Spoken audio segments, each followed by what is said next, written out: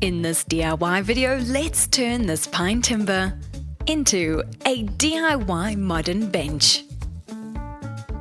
I am using Col Timbers pine, sanding them down and then cutting them to size. So you have all the pieces like this.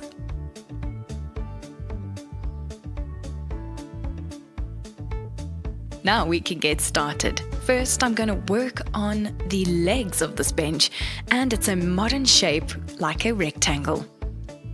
I'm applying wood glue to the joins and then using clamps to clamp them down and let the wood glue dry for a bit.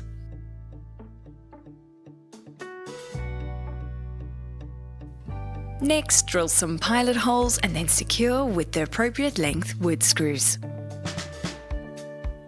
Do that to all the joins on both of the rectangle legs of this bench, and then I'm using an outdoor exterior paint in black because it's just giving that modern look, and I'm painting them and allowing them to dry.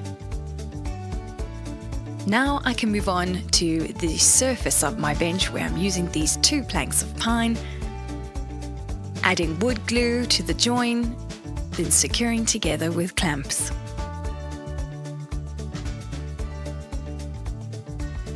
Next, the offcuts that I cut off, I am just cutting to size. I'm cutting them shorter because I don't want them visible from the side of the bench.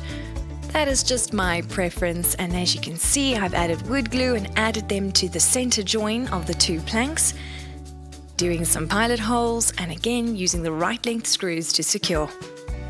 This will make the bench more sturdy. Once that is done, we can get to staining the surface of our bench, and I just love the combination of a bold color, say black for the legs, and a natural wood stain for the top. Then I applied wood glue and clamps to those joins, and I decided to secure with wood screws from the underside, so that way it's not visible. Again, doing pilot holes and using the correct length of screws. This modern DIY bench is now complete, made with just a few pieces of pine timber.